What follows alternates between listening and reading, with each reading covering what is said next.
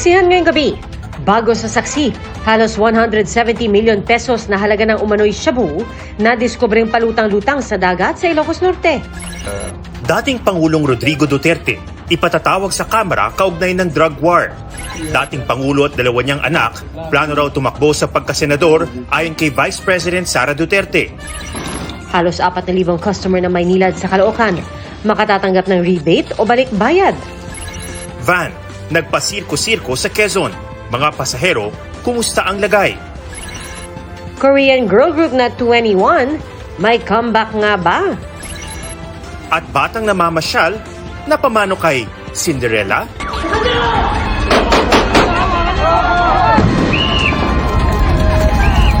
Sama-sama tayong magiging Saksi!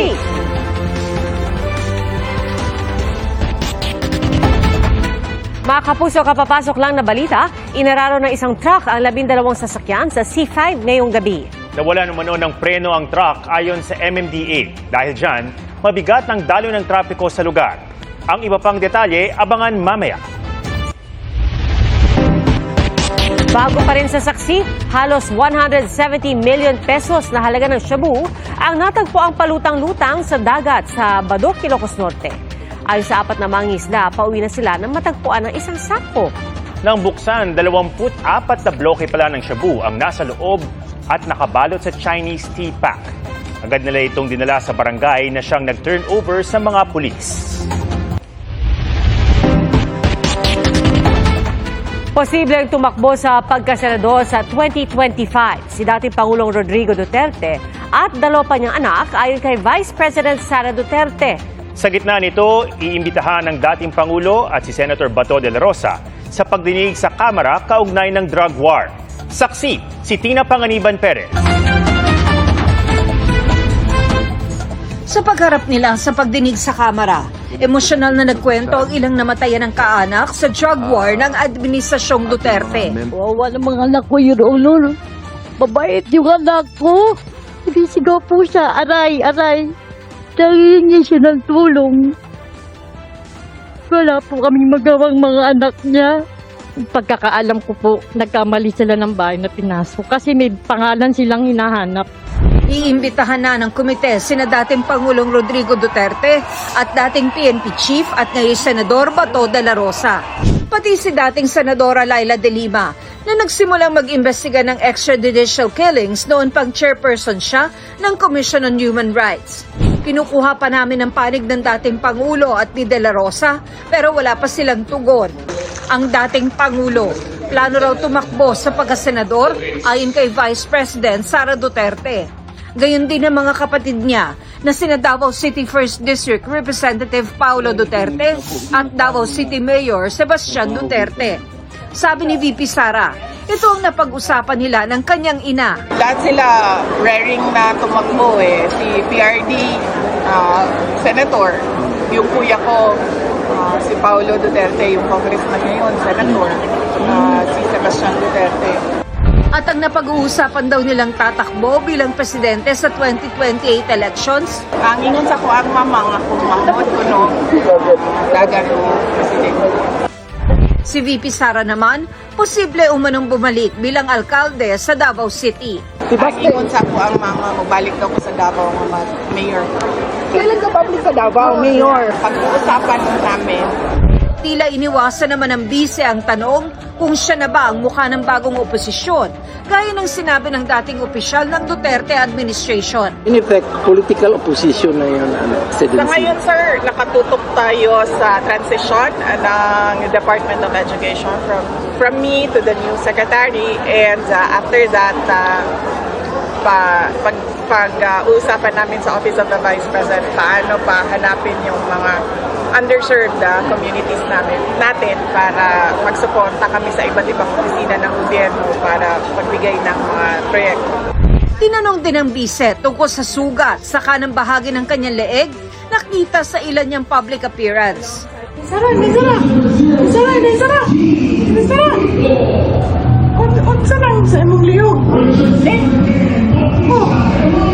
Sinubukan nila akong igurgur pero hindi sila nagtagumpay. Ang gorgor ay salitang Bisaya, nakatumbas ng laslas sa Tagalog o slash sa Ingles. Pero hindi binanggit ng bise kung sino ang sumubok manggorgor o lumaslas sa kanya. Tinanong ako kung ano yung sugat na nasa leeg ko at sinabi ko na sinubukan nila akong igurgur pero hindi sila nagtagumpay. Sino ba yung sila, Vicky? Silang lahat. Para sa GMA Integrated News, ako si Tina Panganiban Perez, ang inyong saksi. Patuloy ang pagbabantay ng Philippine Coast Guard sa tinaguriang monster ship ng China Coast Guard na namataan kanina malapit sa El Nido, Palawan. Kumarat naman sa pagdinig ng Senado ang sundalong nasugatan sa konfrontasyon ng mga Pilipino at Chino sa Ayungin Shoal noong June 17. Saksi, si June Veneracion. Ang panggigipit ng China Coast Guard sa resupply mission ng Pilipinas sa BRP Sierra Madre noong June 17 hindi maituturing na aksidente.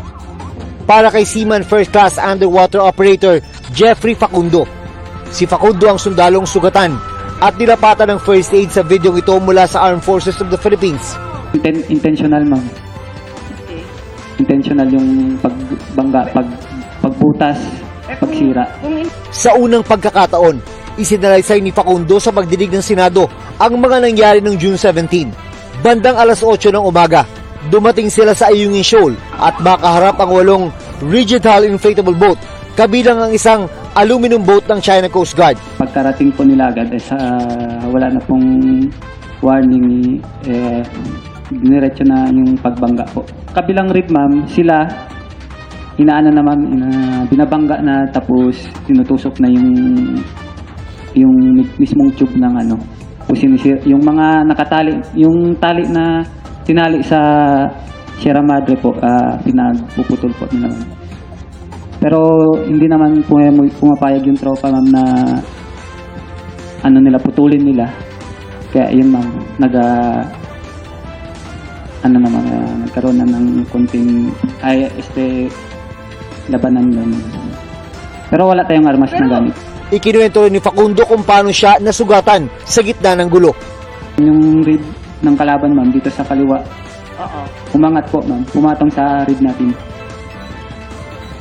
Tapos yung kill niya, yung ilalim po na matulis na yung rib na to. Yung sana ko bumagsak, doon rin siya bumagsak po, ma'am. Ay, doon rin siya palabas. Patulis sa ilalim. Yung patulis, yun talagang tumama sa kapatid. Yes, ma'am. Pasado alas 8 ng umaga, umakyat na si Facundo sa BRP Sierra Madre. Sinubukan siyang ilikas papuntang barko ng Philippine Coast Guard, pero hinarang daw sila ng China. Hating gabi o higit 15 oras mula nang magsimula ang gulo sa Ayungin Shoal nang lumusot ang medical evacuation para kay Facundo. Ayaw na nilang resupply at rotation sa Ayungin, ma'am. Ayaw kaming pa-resupply yun, ayaw pa-akyatin. Kasi babawasan na yung tao sa Ayungin. Para sa akin yung intention, yes, ma'am. Naghain na ng diplomatic protest ang DFA tungkol dito at sinisikap makausap ng maayos ang China. We still believe in it's the primacy of dialogue, and we have been working hard to bring back China to the table to talk with us. Ayon din sa Philippine Coast Guard, walang intensyong i-downplay o paliitin ang insidente. This was a deliberate act, no? Ibig sabihin, hindi siya misunderstanding, hindi siya aksidente. This was deliberate on their part na gumamit sila ng illegal use force, no? Para supilin o ihinto ang ating resupply mission ng Philippine Navy during that time. Patuloy rin ang pagmonitor ng gobyerno sa China Coast Guard 5901, ang tinaguriang monster ship ng CCG at pinakamalaking Coast Guard ship sa mundo.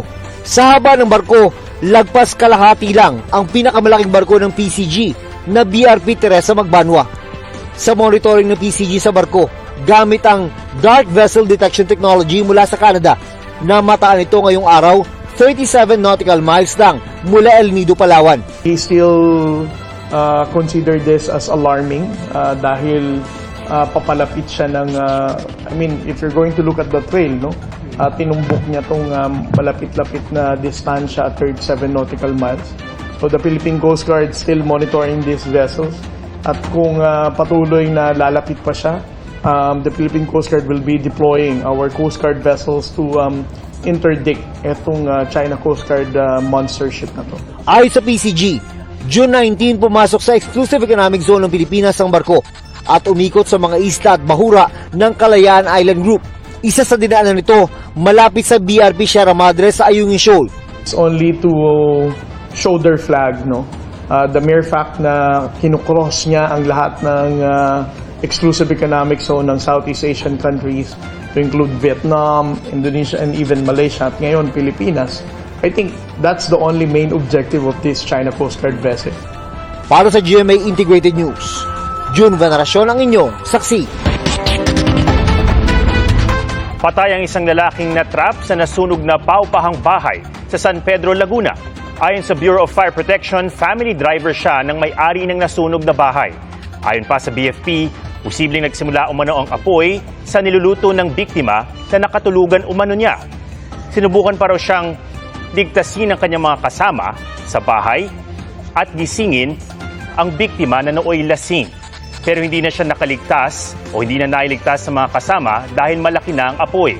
Damay rin sa sunog ang isang junk shop at bahagi ng commercial building na pagmamayari umano ng amo ng biktima. Nasa 3 milyong piso ang halaga ng napinsalang ari-arian. Sinisika pa ng GMA Regional TV na makuha ang panig ng may-ari ng nasunog na establishmento, maging ang kaanak ng nasawi. Mahigit 5 oras bago naapula ang sunog. Nasa pool na dumara ang tren ang tumatawid na garong sa Daraga Albay. At sa lakas ng impact, tumilapon ang garong at tumama sa nakaparadang pickup. Ligtas naman ang rider ng garong na magde-deliver sana noon ng tubig. Ang kwento ng rider sa pulisya, hindi niya narinig ang busina ng tren kaya nagdire-diretso siya. Ayon sa pulisya, walang pananagutan sa insidente ang PNR at nagkaareglo na ang rider ng garong at ang may-ari ng nadamay na pickup. Dinagdagan pa ang mga respondent sa reklamong human trafficking na inihain ng CIDG at PAOK kaugnay sa Pogo sa Banban, Tarlac. Kasama sa respondent si Mayor Alice Guo na ngayon haharangin sa immigration kapag nagtangka siyang umalis ng bansa. Saksi si Salima Refran. Sakaling sumubok na umalis ng bansa, haharangin sa immigration si suspended Bamban Tarlac Mayor Alice Guo. Ito'y sa bisa ng Immigration Lookout Bulletin Order laban sa kanya, pati sa kanyang kapatid na si Wesley, kung saan wala pa silang tugon. Sakop din ng utos, pero wala pa ring tugon dito ng kuhanan ng pahayag si dating Technology and Resource Center official Dennis Cunanan na iniuugnay sa mga pogo sa Bamban at Porac. Nasa utos din ng 15 iba pang kapwa-respondent ni Guo sa reklamong qualified human trafficking kabilang ang ilang business partner. Kailangan ma-check ng immigration kung merong freshly issued warrant of arrest, hold departure order, or any kind of order, ma-scrutinize ang kanilang mga documentation. Dinagdagan naman ng respondents ang inihaing human trafficking complaint ng PNP, CIDG at PAOK pero tumanggi silang ihayag kung sino ang mga ito.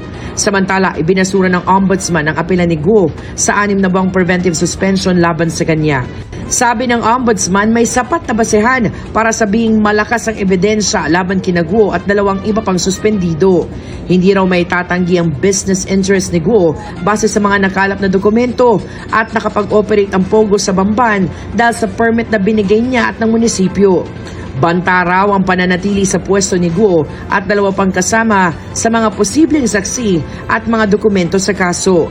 Natanggap na ang utos ng kampo ni Guo na nalulungkot daw kaugnay nito. Hindi kami nag-agree doon. So, akyat kami sa Court of Appeals earliest Monday. Para sa GMA Integrated News, Salima Refran, ang inyong saksi. Ilang bahagi ng Malabon at Navotas baha pa rin dahil sa nasirang floodgate. Gutter deep ang baha sa ilang lugar matapos matamaan ng barge ang North Navotas Navigational Floodgate na tumatayong pananggalang sa tubig tuwing high tide at malakas na ulan. Ayon sa MMDA, hindi pa naayos ang floodgate mula nang pilitin ng barge na sumuot doon noong June 7 kahit na low tide. Tinutuntun pa ng GMA Integrated News ang may-ari ng barge para makuhanan ng pahayag. Naglagay muna ng sandbags ang Navotas City Government sa iba't ibang lugar para mapigilang pumasok muli ang baha. Halos 4,000 customer ng Maynilad sa Caloocan makatatanggap ng rebate o balikbayad. Bahagi yan ng mahigit 2 milyong pisong multang ipinataw ng MWSS Regulatory Office matapos bumagsak ang isinupply na tubig ng Maynilad sa Philippine National Standard for Drinking Water. Batay ito sa random sampling sa tubig gripo mula November 29 hanggang December 19, 2023 sa ilang bahagi ng Caloocan. Nakitang mataas sa standard ang total coliform level mula sa isang sampling site. Wala namang fecal coliform o bacteria mula sa dumi ng tao o hayop sa mga sample. Ayon sa Maynilad, posibleng nakontamina ang tubig nang mawala ng water pressure ang kanilang tubo dahil sa maintenance. Agad din daw nila itong ginawa ng paraan. Pasado naman nila ang water sampling sites na minomonitor nila kada araw. Para sa GMA Integrated News, Dano Tingkung ko ang inyong saksi. Pansamantalang itinigil ang operasyon ng LRT-1 matapos muntik masagasan ng tren ang isang babae. Paglilinaw ng Manila Police District, hindi tumalon kundi nahulog sa riles ng babae matapos siya mawalan ng malay. Ang nag-viral na insidente sa pagsaksi ni Ian Cruz. Sa viral video na ito na mahigit 9 milyong views na sa Facebook, nakaupo sa riles ang isang babae hanggang sa pumailalim ang babae sa tren na mabuti na lang tuloy ang huminto. Sa impormasyong ibinigay sa GMA Integrated News ni MPD spokesperson Major Philip Ines, nakausap ng MPD Station 3 ang live-in partner ng babae habang naghihintay ng tren sa platform ng southbound ng Doroteo Jose Station pag-alauna ng hapon kanina. Nawalan daw ng malay ang biktima kaya nalaglag sa riles. Patuloy raw binibigyan ng atensyong medikal sa Jose Reyes Memorial Medical Center ang biktima. Ayon sa Light Rail Manila Corporation, ang gwardiya sa platform na-activate daw ang stop signal na nakatulong sa train operator para mag-slow down. Nagpapasalamat ang LRMC sa pagiging alerto ng train operator. Regular daw na may training ang kanilang team para sa iba't ibang crisis situation. Dahil sa insidente, ilang minutong sinuspinde ang operasyon ng LRT-1. May safety barrier sa mga train station sa ibang bansa kaya walang tsansa na mapunta sa riles ang pasahero. Ayon sa LRMC, pinag-aaralan pa ang aspetong ito, lalo't ang LRT-1 ay gumagamit ng 4 na generation ng train set na magkakaiba ang door configuration and dimension. Para sa GMA Integrated News, Ian Cruz ang inyong saksi.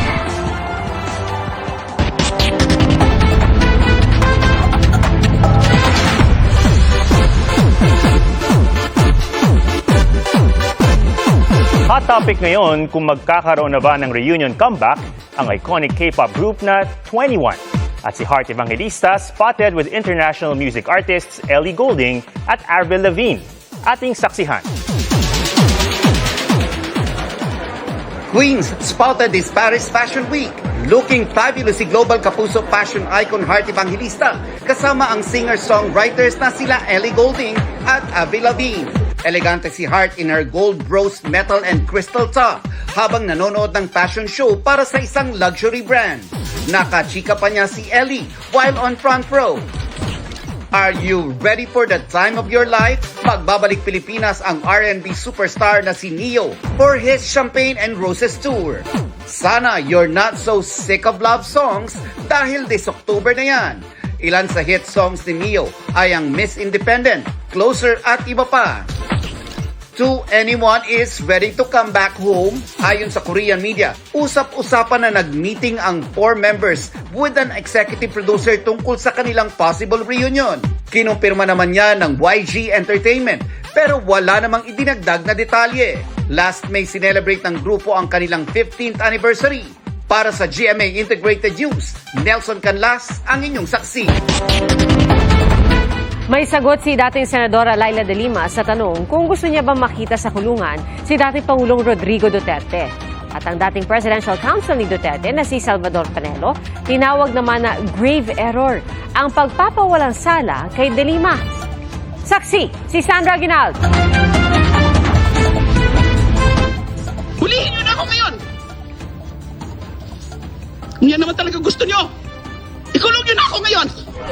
2017 ang sampahan ng 3 kaso sinuoy Senadora Laila de Lima dahil sa umunay pakikipagsabwatan sa mga drug lords sa Bilibid sa kalakaran sa droga nung siya ay Secretary of Justice. Matapos ang 7 taon, Dismissed na ang lahat ng kaso. I feel so at peace and I feel, nakakahinga na ako ng maluwag ngayon. Malaya na si De Lima pero marami pa raw siyang gustong gawin. Isa raw sa pinag-aaralan niya at kanyang mga abogado ay kung paano pananagutin sina dating Pangulong Rodrigo Duterte, dating Justice Secretary Vitaliano Aguirre at iba pang nasa likod ng mga kaso. Yung mga nag-operate sa akin kasi inoperate nila ako. Diba? And pinilit nila yung mga believed witnesses ng mga inimbento lang yung mga kwento tungkol sa pagkakasangkot sangkot ko di umano sa illegal drug trading inside the Bilibid. Ang mga akusasyon laban sa kanya nakaapekto raw sa kanyang imahe, kaya sisikapin daw niyang marinig ng publiko ang kanyang panig. May nilinaw rin ang dating senadora kaugnay sa kanyang dating bodyguard na si Ronnie Dayan na minsan na niyang inaming nakarelasyon niya noon. Co-accused ni De Lima si Dayan sa drug cases na napawalang sala na rin. Ang masasabi ko lang is that walang kaugnayan whether ako o si Ronnie Dayan sa illegal drug trade. Kasi pinalabas nila, naging bagman ko, siya yung naging binibigyan ng, huwag nagbibigay ng pera, pinapadaan, parang gano'n ang mga istorya nila. Wala po yan. Pero yung findings nga ng court, talagang hindi nila napatunayan yung conspiracy. I think naging strategy nila yan para mas maraming taong maniniwala na involved ako sa droga pag ipalabas nila na masama akong babae. Ang US State Department ay kinatuwa ang pagkaka-acquit ni De Lima sa mga kaso na tinawag nilang politically motivated. Sabay sulong na resolbahin ng Pilipinas ang mga katulad na kaso. Hinamo naman ng grupong Amnesty International ang Administrasyong Marcos na imbestigahan ang mga responsable sa mga walang basehang alegasyon laban kay De Lima. Wala pang direktang tugon sa US State Department at sa Amnesty International ang Administrasyong Marcos. Wala pa ring direktang tugon si dating Pangulong Duterte sa acquittal at sa pahayag ngayon ni De Lima. Pero si dating Presidential Counsel Salvador Panelo tinawag itong grave error. Hindi rin daw injustice ang pagkakakulong kay De Lima kundi parusaan niya sa pag-akusa ni De Lima kay Duterte bilang nasa likod ng mga extrajudicial killings sa Davao City. Ito'y noong panahon kung kailan pinuno pa ng Commission on Human Rights si De Lima at mayor pa ang dating Pangulo. Inaasahan na naman daw ni Aguirre ang pag-acquit kay De Lima. Masaya rin daw siya sa nangyari dahil nagdusa na ng matagal ang dating senadora. Sa kabila ng mga pinagdaanan, ang gusto raw gawin ngayon ni De Lima ay tumulong sa mga biktima ng drug war ni Duterte kung saan libo-libo ang namatay. At kung ipapatawag siya ng International Criminal Court o ICC, handa raw siyang magbigay ng testimonya. Nag-shortcut sila yung instant justice, which is still murder. It's a crime. It is wrong. It's a violation of the right to life, which is the most basic human right. Gusto niyo po bang makita sa kulungan si former President Duterte? Yan ang paraan para mapanagot siya. I-prosecute at ipakulong. Panawagan ni De Lima sa Marcos administration, pag-isipan ang posisyon nito na hindi makipagtulungan sa ICC sa investigasyon nito sa Duterte drug war. Hindi naman daw pagsuko sa soberanya ng bansa ang pakikipag-ugnayan sa ICC. You're not really surrendering in the fundamental sense of the word, yung sovereignty ng Pilipinas. Meron ka dapat, may obligasyon ka bilang state party. May mga kakulangan siyempre ang ating justice system. Ang mga napapanagot lang, at least in those limited number of cases, are the low-level perpetrators, the trigger men, but not the mastermind. Walang nag-iimbestiga kay Mr. Duterte tsaka kay now Senator Bato de la Rosa. And yun ang focus ng ICC. Sa ngayon, wala pa daw siyang planong tumakbo sa kahit anong posisyon sa 2025 midterm elections. Pero nagsisilbi siya ngayong spokesperson ng Liberal Party. Para sa GMA Integrated News, ako si Sandra Aguinaldo, ang inyong saksi. Ligtas at nakatigil na sa isang pantala ng mga Pilipinong sakay ng MV Transworld Navigator ang barkong inatake ng grupong Houthi sa Red Sea kamakailan. Hinintay nila ang pagsundo ng gobyerno. Inanunsyo naman ng Department of Migrant Workers ang pagbabawal sa pagsampa ng mga Pinoy sa ilang barkong dumaraan sa Red Sea. Para yan sa mga barkong pagmamayari ng mga kumpanyang humahawak sa 3 barkong unang inatake ng grupo, ang MV Galaxy Leader, MV True Confidence at MV Tudor. Ang mga lalabag hindi nabibigyan ng permit na kumuha ng mga Pinoy seafarer. Para sa iba pang barkong daraan sa Red Sea at Gulf of Aden, maaring tumangging sumampa ang mga Pinoy gamit ang right to refuse sailing. Ngayong Day of the Seafarer, binigyang pugay sa Rizal Park ang kabayanihan ng mga Pilipinong marino, kabilang ang 2 namatay sa pag-atake sa MV True Confidence. Naperwisyo ng baha ang ilang lugar sa Davao City. Abot bewang ang baha sa isang subdivision sa Barangay Balyok matapos umapaw ang tubig sa creek.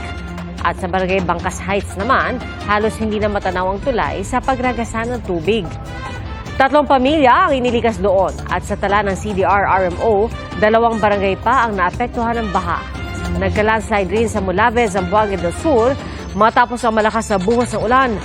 Walang sugatan sa insidente pero isang bahay ang nasira at isang kambing ang natabunan ng lupa. Nababahala ang grupo ng mga consumer at senior citizens sa mga insidente ng hacking sa bansa. Ang madalas pa naman na binibiktima ng mga scammer, mga senior. Saksi, si Rafi Tima.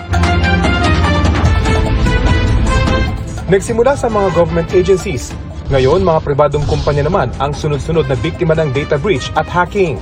Kaya ang ilang consumer groups, maging ang DTI, nababahala na sa pwedeng gawin sa mga impormasyong nakuha ng mga hacker. Involved po dito ang mga sensitive information ng ating mga consumers at nakakabahala po yan. Nakikipag-ugnayan na raw ang DTI sa National Privacy Commission para mabilis na maipasa ang mga reklamong kanilang natatanggap bunsod ng data breach. 11 million data subjects ang nakuha sa Jollibee Food Corporation kasama ang pangalan, date of birth at senior ID ng kanilang mga customer. Sa naunang pahayag, sinabi ng Jollibee na nagpapatupad na sila ng enhanced security measures para protektahan ang kanilang kumpanya. Nagsagawa na rin daw sila ng investigasyon para malaman ang lawak ng insidente. Una namang tinamaan ng data breach ang healthcare provider na MaxiCare kung saan 13,000 customer records ang na-expose. Ayon sa MaxiCare, nagsasagawa na raw sila ng emergency measures para siguruhin ang privacy ng kanilang mga miyembro. Nagsasagawa na rin daw sila ng sariling investigasyon. Ang Senior Citizen Party List, nababahala sa insidente lalo pat pwedeng ma-access ng mga kawatan ang record ng mga senior citizen na madalas tina-target ng mga scammers. Dahil sa insidente, sana raw, bumilis ang kilos ng Senado para maaprubahan ang Anti-Financial Accounts Scamming Act. Ang grupong Malayang Consumer naniniwalang organisado ang mga pag-ataking ito. And the fact na nagsimula siya mula sa government databases hanggang sa lumawig siya sa mga private sector companies, domestic private companies natin. Ibig sabihin talaga niya na orchestrated talaga ito. At mag-expect tayo sa kasamaang palad ng mga karagdagan data breaches. Kaya dapat magdoble kayod daw ang mga ahensyang may kinalaman sa data privacy protection, kabilang ang DICT, National Privacy Commission, maging ang Department of Justice at National Bureau of Investigation. Pero dapat maghanda na raw ang mga ordinaryong Pilipino sa mga posibleng epekto ng data breaches na ito. Pangunahin dito ang scamming incidents gamit ang mga nakaw na impormasyon. Kailangan sa lahat ng ating mga cellular phone o sa ating mga mobile applications o kahit dito sa mga computer natin, alam natin kung saan tayo naka-sign on o naka-log on ng mga personal accounts, whether sa emails, mga applications na pambayad, personal or banking transactions, mga ganyang bagay. Hinihinga namin ng pahayag ang National Privacy Commission, DOJ at NBI. Para sa GMA Integrated News, Rafi Tima ang inyong saksi. Susunod na, van sa Quezon na disgrasya dahil sa gulong. Aksidente sa motocross competition, rider nadaganan ng ibang motor. At ang magalang na pagbati ng isang bata kay Cinderella.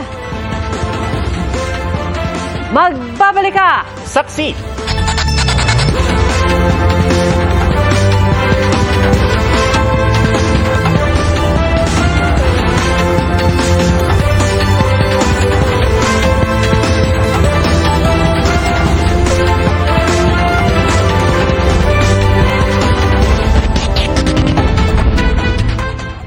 Parang trumpong nagpaikot-ikot ang van na yan sa isang highway sa Atimonan, Quezon. At sa lakas ng pag-ikot, nabasag ang salamin nito at tumilapon ang 3 pasahero. Nasugatan din ng 4 na pasaherong naiwan sa loob ng sasakyan. Batay sa inisyal na investigasyon, pumutok ang gulong ng van, kaya nawala ng kontrol ang driver nito. Nauwi sa disgrasya ang motocross competition sa Davao City. Sugatan ng isang menor de edad. Kasi simula pa lang ng karera pero natumba ang isang motorsiklo at nahulog ang 11 anyos na rider nito. Nagulungan din siya ng kasunod na motor at bumali-baliktad pa bago mataganan din ng kanyang motor. Natumba rin ang rider na isa pang motor pero agad ding nakatayo. Nagtamo ng mga pasa sa paa at tuhod ang rider ayon sa kanyang ama. Nadikit daw ang motorsiklo ng anak sa isa pang kasali sa karera kaya natumba ito. Abiso ng mga otoridad, delikado ang racing sport na motocross kaya kailangang may sapat na kaalaman at training ang sasabak dito. Susunod na! Lalaki nakatayo lang sa gilid ng kalsada sa Pangasinan, biglang binaril, patay. At ang pagmamano ng isang bata kay Cinderella.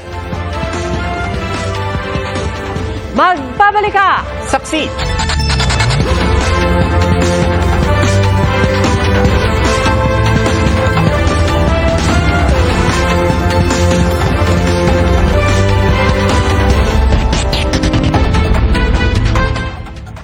Nakatayo lang ang lalaking yan sa gilid ng kalsada sa Pangasinan nang lapitan siya ng isa pang lalaki at barilin. Naglakad paalis ang suspect habang bumagsak sa kalsada ang biktima. Dead on arrival siya sa ospital. Base sa investigasyon, nag-inuman ang suspect at biktima hanggang sa magkaroon ng pagtatalo.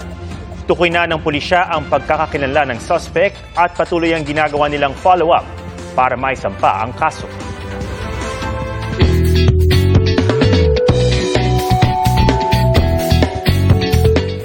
Mano po, ganyan bumati at magbigay galang ang mga batang Pinoy sa mga nakatatanda, gaya ni na Lolo at Lola.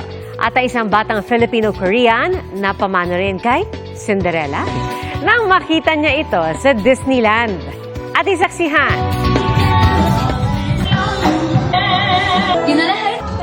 Dream come true para sa maraming bata ang makakita ng prinsesang nakikilala nila sa mga fairy tale. Pero di lang magical ang tagpo sa isang theme park sa Hong Kong dahil ang Filipino-Korean 12-year-old na si Jessie nagmano kay Cinderella. Because for me, I think doing that was like a good gesture. It was a good gesture of kindness and respect to her. Nakaugalian na raw nila ito ng kapatid na si Seiya. Even yung tatay nila may mga kaibigan Koreans, nagbe-bless din sila. And then nabibigla sila, bakit? Oh, why? And then I have to explain, oh, this is our way of showing our respect. Uso pa rin ba ang pagmamano sa mga Pinoy? Tinanong namin yan sa ating mga kabarangay saksi online. Sagot na isa, hindi na raw ginagawa ng ilan ng pagmamano, lalo na kung hindi sasabihan ng magulang. Ang sabi naman ng isa pa, mas gusto sana niya ito kaysa sa pagbeso. Pero marami rin namang nagsabing buhay na buhay pa rin ang pagmamano sa kanilang lugar. Kwento na isang magulang, ginagawa pa rin ito ng kanyang mga anak kahit mga binata at dalaga na sila. Para sa ilang Pinoy, pag nakita sina ninong at ninang, automatic, magmamano. Pagpapakita rin ito ng paggalang sa mga pari at tao ng simbahan. Kwento rin ng isang taga-Bohol, kahit mga batang hindi nila kilala, nagmamano sa kanila. Po, basta may bisita po kami sa bahay or po may pupuntahan po kami, even sa store po, nagmamano po sila. Laking tuwa ni Mommy Say na ang pagpapakita ng paggalang sa nakatatanda, nadadala ng kanyang mga anak, pati sa ibang bansa. Naging very, very proud po ako na na-adapt ng anak ko yung tinuturo ko, na kahit saan kami magpunta.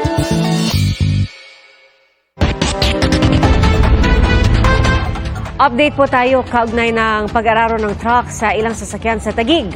Nasa Traffic Investigation Unit ng Taguig ang mga sangkot sa karambola. 7:28 p.m. kanina, nakatigil ang mga sasakyan dahil sa stoplight sa kahabaan ng C5 southbound bago mag-McKinley intersection. Aabante ng konti sana ang isang truck na may kargang mais nang bigla raw magdire-diretso kaya nagkaroon ng mistulang domino effect at nagkabanggaan na ang mga sasakyan sa unahan. Kwento ng driver ng truck na walan daw siya ng preno. Sa kabuuan, 13 sasakyan ang nadamay sa aksidente kasama ang truck. Isang driver ang isinugod sa ospital matapos tumama ang dibdib at tuhod. Patuloy ang investigasyon. Mga kapuso, salamat sa inyong pagsaksi. Ako po si Pia Arcangel. Sa ngalan ni Arnold Clavio, ako si Atom Araulio para sa mas malaking misyon at sa mas malawak na paglilingkod sa bayan. Mula sa GMA Integrated News, ang News Authority ng Filipino, hanggang bukas, sama-sama tayong magiging saksi.